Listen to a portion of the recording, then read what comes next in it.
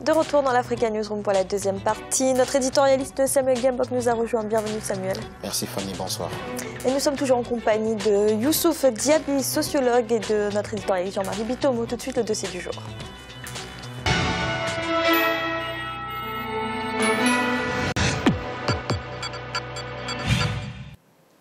À Abidjan, la capitale ivoirienne, le réseau de transport en commun est marqué par une certaine anarchie. Si la SOTRA, la Société des transports abidjanais, est la principale structure de gestion du transport en commun, on trouve également les fameux BACAD, rendus tristement célèbres par les nombreux accidents dans lesquels ils sont impliqués.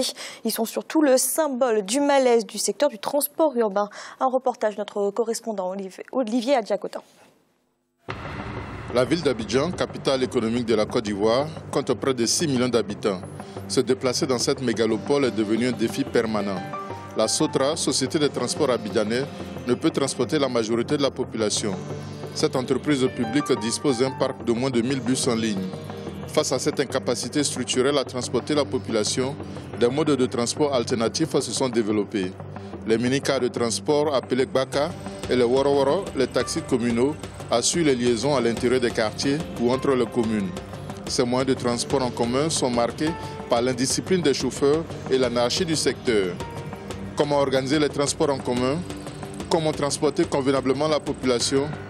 L'anarchie dans le domaine du transport peut-il être maîtrisée? Pour les spécialistes, il faut en priorité assainir le milieu des gares routières qui s'installent de façon sauvage et à des endroits non appropriés. Ces gares routières qui se développent à travers Abidjan sont spontanées et ne s'y prêtent vraiment pas au trafic au sein de la ville.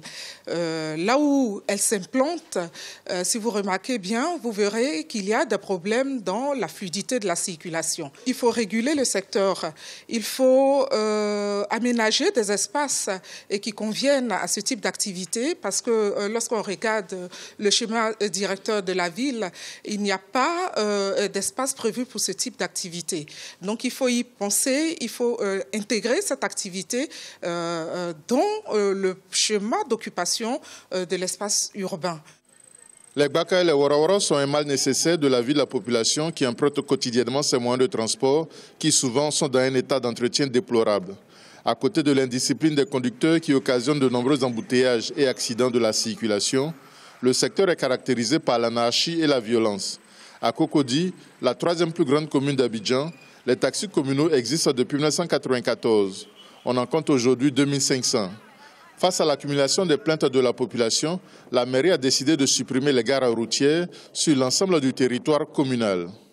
À Cocody, les taxis qui n'ont pas vocation à avoir des gares routières puissent rouler à la recherche du client. On n'a aucun problème avec les chauffeurs de taxi, on n'a aucun problème avec les taxis Woro-Woro, les taxis communaux.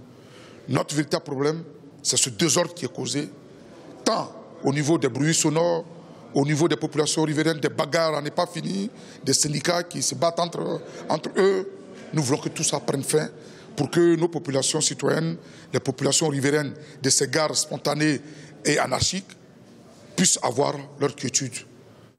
Le transport est l'un des secteurs les plus dynamiques de l'économie ivoirienne. Il est très facile d'exercer l'activité de transporteur. Les règles, quand elles existent, ne sont pas toujours appliquées.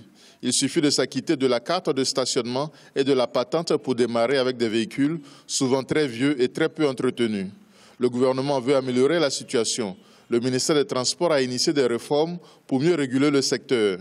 Des décrets ont été pris pour organiser le métier de transporteur et la création de gares routières. La première chose à laquelle nous nous sommes attaqués, c'est d'abord l'organisation des transporteurs. Parce qu'aujourd'hui, nous avons trouvé plus de 350 syndicats et associations qui ne parlent pas le même langage et qui créent vraiment tous les désordres dans ce secteur. Donc pour nous, c'est les entreprises du transport qui nous intéressent. C'est la raison pour laquelle nous allons créer une structure économique qui va fédérer l'ensemble des entreprises. Et en ce moment, nous allons travailler et mettre les politiques en place. Le secteur regorge d'une pléthore de syndicats dont le nombre avoisine les 300, mais cela constitue un handicap plutôt qu'un avantage pour le monde du transport. C'est pourquoi certaines organisations estiment que l'assainissement du secteur est un préalable à la réussite des réformes engagées par le gouvernement. Il faut en particulier neutraliser les Nyambros, comme sont appelés les membres des syndicats qui rançonnent les transporteurs. Comment vous pouvez comprendre qu'on nous oblige à cotiser dans des syndicats dont nous ne sommes pas membres? C'est ce que les syndicats demandent aux acteurs. Un seul bras qui doit faire sa recette de 25 000, les minibus qui font à Bobo-Yopougon une distance de près de 7 km seulement, ils font 25 000 francs CFA de recettes par jour, mais des individus, sans foi ni loi, extorquent au moins 12 à 13 000 francs sur ces 25 000 francs-là, sans qu'il n'y ait de légalisation, sans qu'il n'en soit autorisé à le faire. Parce que cet argent-là ne va que dans les poches des individus qui rassemblent des forces de l'ordre, qui rassemblent des gens et qui empêchent vraiment les acteurs de pouvoir s'épanouir. Face aux difficultés rencontrées par les populations après l'interdiction des gares routières, la mairie de Cocody tente de rassurer. Des solutions sont à l'étude. Cependant, la municipalité refuse de dire si elle reprendra le projet de l'ancienne équipe municipale de créer une compagnie d'autobus à Cocody. D'abord, renouveler le parc auto, qui est très vieux, parce que c'est des parcs auto qui datent de 1994. Or, dans le transport communal, il y a des normes qu'il faut respecter. Ensuite, le maire a mis en place une prévisite technique qui se fait dans nos locaux, à la direction de services techniques, afin que nous ayons des véhicules potables qui circulent. Le maire est en partenariat en ce moment, en négociation avec des concessionnaires de véhicules, pour que dans le cadre de sa réforme communale, nous puissions arriver à réformer ces véhicules-là. Parmi les solutions au problème des transports en commun à Abidjan figure le développement du transport lagunaire. La lagune Ébrié borde 8 des 10 communes d'Abidjan. Le train urbain actuellement au stade de projet fait figure de solution idéale. Le gouvernement continue les études après le rejet de l'offre d'un consortium franco-coréen. La ville d'Abidjan offre un plan d'eau lagunaire avantageux pour améliorer les déplacements entre les compartiments de la ville. En ce qui concerne le train urbain, il est vraiment temps que soient diversifiés les modes de transport conventionnels et notamment de masse. Il y a eu une forte croissance à la fois spatiale et démographique à Abidjan et donc les modes de transport que nous avons actuellement sont largement dépassés et le train urbain est vraiment le mode de transport qui répondrait aux attentes. Le gouvernement compte maintenir le cap de réforme pour donner un nouveau visage au monde du transport à Abidjan. Les syndicalistes vont être reconvertis en chauffeurs de mini-cars ou de taxis communaux pour faire disparaître la violence. Face à l'impossibilité de la SOTRA d'assurer le transport de l'ensemble de la population, l'autorisation a été donnée à un groupe privé pour créer une compagnie de transport lagunaire. Couplée avec la construction prévue du train urbain et le renouvellement et la modernisation du parc automobile des transporteurs, ces initiatives sont de nature à résoudre le problème épineux des transports en commun à Abidjan et préserver la compétitivité de l'économie ivoirienne. Youssouf Diaby, on a vu là l'exemple d'Abidjan, la capitale ivoirienne. Est-ce que ce type de réseau de transport en commun est aujourd'hui inadapté à la croissance urbaine? Mais je crois d'abord, avant de revenir à votre question, c'est que le transport en Côte d'Ivoire, est vraiment inorganisé. Mais cependant, ici de noter que la Côte d'Ivoire regorge à elle seule 2 tiers des exportations de l'Afrique occidentale et 1 tiers du PIB. Et au niveau du transport, les infrastructures au niveau de la Côte d'Ivoire sont les meilleures par rapport aux autres pays de l'Afrique de l'Ouest. Quand on prend simplement le Nigeria, qui est le plus grand pays de l'Afrique occidentale, le Nigeria a 197 000 km de terre de réseau total, avec 42 000 km de bitume, soit 20% du réseau total. Et lorsqu'on prend la Côte d'Ivoire qui vient en 2e position après le Nigeria, en termes d'abord des réseaux, routiers, la Côte d'Ivoire fait 99 000 réseaux routiers total, soit avec 76 830 en terre moderne et 7 300 en bitume. Et donc, après la Côte d'Ivoire, vous avez le Sénégal qui vient en 3e position avec 19 000 de terre, des réseaux routiers et 4 800 de bitume.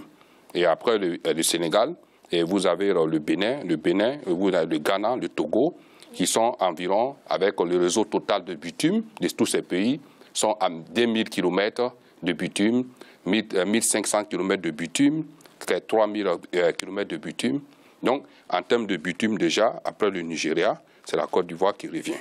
Et donc, quand on redépasse ce problème, il faut voir les performances aussi du réseau routier ivoirien. Et là, se voit avec le transport urbain en Côte d'Ivoire, disons, la Sotra. La Sotra, c'est depuis 1960, donc ça fait 55 ans que la Sotra existe. Maintenant, le problème de la Sotra, c'est qu'il faut maintenant que la Sotra puisse... le monopole de la Sotra doit être cassé. Donc, si on arrive à casser le monopole de la Sotra, ça peut peut-être donner un nouvel souffle au transport en commun en Côte d'Ivoire. Samuel, vous êtes d'accord, le monopole de cette société des transports abidjanais, c'est l'un des problèmes de ce réseau de transport en commun à Abidjan? Oui, c'est l'un des problèmes. Je pense qu'il faut aussi rentrer dans l'histoire même du développement du pays. Il faut quand même avouer que la Côte d'Ivoire, notamment Abidjan, dans les années 90, faisait à peu près la moitié de la population actuelle, moins de 3 millions d'habitants. Aujourd'hui, on en compte plus de 6 millions. Et il faut aussi rappeler les circonstances extrêmement douloureuse qu'a traversé le pays, notamment la guerre civile qui a littéralement fragilisé le pays, et y compris le réseau routier. Quand vous prenez l'axe d'Abidjan jusqu'à Daloa ou d'Abidjan jusqu'à San Pedro, vous allez vous rendre compte que ces axes routiers qui étaient pourtant opérationnels ont été dégradés suite à la guerre civile. Et donc cela a contribué au réseau, à l'exode rural. Donc beaucoup de populations sont parties des zones reculées qui étaient très exposées aux hostilités et se sont retrouvées dans la capitale parce que la guerre a fragiliser le tissu économique de certaines régions et du coup, forcément, les gens se retrouvent à Abidjan. Il y a un autre facteur qui est celui du plan d'urbanisation d'Abidjan. Abidjan a été une ville moderne, elle l'est encore. Simplement, c'est un plan d'urbanisation qui aurait dû être revisité. Malheureusement, la guerre civile qu'a traversé le pays n'a pas permis de dynamiser ce secteur.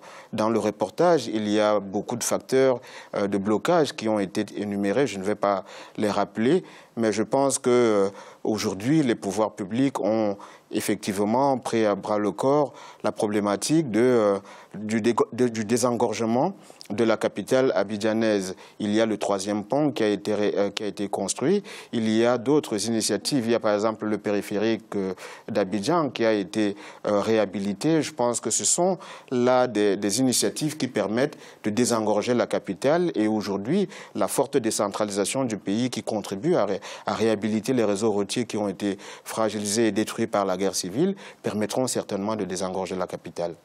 Alors Jean-Marc, est-ce que vous partagez l'analyse de Samuel? Si on reprend les points principaux, la pression démographique, la crise économique liée à la situation politique, et puis aussi un plan d'urbanisation peut-être un peu dépassé? Je partage tout à fait ce qui vient d'être dit sur le plateau. Cette problématique-là, ce n'est pas uniquement une problématique ivoirienne, tout simplement. Pourquoi? Parce que dans toutes les capitales africaines, nous manquons d'une chose, c'est de la prospective, pouvoir faire de la prospective. Il faut dans toutes les villes africaines ce qu'on appelle les stratégies d'urbanisation des villes. Et en dessous des stratégies d'urbanisation des villes, vous placez les stratégies logistiques. Comment est-ce que vous allez faire déplacer la population, si vous voulez, des quartiers vers les centres-villes où sont consacrés généralement, si vous voulez, les sociétés publiques et un peu les entreprises, les petites entreprises qu'il peut y avoir sur place. Donc il est impératif que dès l'instant que vous n'avez pas fait cette prospective-là, on va se retrouver face à des problèmes majeurs dans toutes les capitales africaines. Ce sont des problèmes qu'on voit déjà aujourd'hui. Bon, vous allez en Afrique du Sud, vous avez Soweto, vous venez au Nigeria, vous voyez le plan d'urbanisation, vous n'avez pratiquement pas de plan d'urbanisation ou de schéma directeur des villes. Donc il est impératif aujourd'hui que nous puissions mettre en place ces stratégies-là en amont et en faisant de la prévision en même temps, de la prospective et de la prévision. Ça voudrait dire quoi? Ça voudrait dire qu'on devrait prévoir, c'est-à-dire comment dirais-je, la démographie dans chacun des États pour essayer de mettre en amont les conditions nécessaires à la croissance de nos économies, comme je l'ai dit souvent, qui sont en train de rentrer dans le cycle le plus long, c'est-à-dire le cycle économique le plus long, qui est le cycle Kondratiev, qui va au-delà de 50 ans. Donc ça voudrait dire quoi? Ça voudrait dire que dès aujourd'hui, les stratégies d'urbanisation de toutes les villes africaines sont une nécessité. Bon, dans le reportage, on nous parle de quoi? On nous parle, si vous voulez, des problèmes que moi j'estime que ce sont des problèmes en amont. On va traiter les effets. Il faut traiter les causes en amont. Les causes en amont, c'est quoi? C'est ce manque de schéma directeur, de développement des villes, de l'urbanisation des villes et des quartiers. Ces choses-là doivent être tracées au départ. Si ces travaux-là ne sont pas effectués en amont, on se retrouve avec des problèmes qui sont carrément, si vous voulez, les embouteillages dans les villes. On a parlé des problèmes des sociétés d'État. Bon, la société d'État et les sociétés d'État, c'est pas ça le problème de pouvoir privatiser. C'est faire un schéma directeur qui permette qu'au sein de la ville, qu'il y ait des lignes qui permettent aux habitants, à cette population-là, de pouvoir partir d'un point à un autre de manière sécurisée. Et il y a 3 dimensions là-dessus. La dimension sociale que les gens oublient. Quand on est en train de nous dire que oui, bon, il faut éradiquer les petits taxis et tout ce qui s'ensuit, on oublie une chose, c'est que ça fait vivre des familles quelque part. Donc, il faut en amont penser à ça. Dans la dimension économique, ça voudrait dire quoi? Ça veut dire tout simplement que vous avez moins de recettes qui rentrent au niveau de l'État si on mettait en place des lignes publiques. Et vous avez une 3e dimension qui est la dimension du développement industriel, même des usines sur place. Merci messieurs et je vous rappelle l'information principale de cette journée. La situation confuse au Burundi ce mercredi alors que le président Pierre Nkurunziza se trouvait en Tanzanie pour un sommet extraordinaire consacré à la crise burundaise. À Bujumbura, un coup d'État a été annoncé par un général de l'armée. Pour rappel, depuis plus de 2 semaines, des manifestations quotidiennes ont lieu dans la capitale burundaise contre la candidature du chef de l'État à un 3e mandat. Nous allons marquer une nouvelle pause d'un instant, la 3e partie de l'Africa News Group.